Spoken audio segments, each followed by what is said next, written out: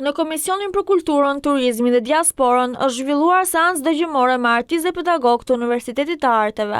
Kryetarja e komisionit, Tina Zhupa, tha se është detyra e këtij komisioni të kujdeset për kulturën kombëtare dhe nëse pedagogët heqin nga mësimdhënia, humbarti shqiptar. Zhupa tha se nuk mund të kërkohen vepra shkencore pedagogëve të artit, pasi ata kanë vepra artistike. Zhupa u shpreh se aktiviteti i tyre është publik dhe i mirënjohur. Pra aq kohë sa është i ndryshëm i gjithë procesi që nga fillimi, do të jetë e ndryshme dhe mënyra se si vlerësohen pedagogët dhe se si bëjnë karrierë.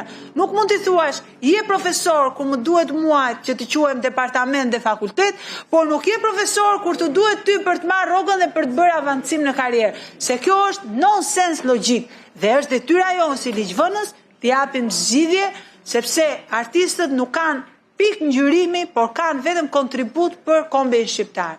Zhupa u shpreh se artistët meritojnë dinjitet dhe njohje të menjëhershme dhe të plotë të gjitha efekteve për titujt e tyre akademik.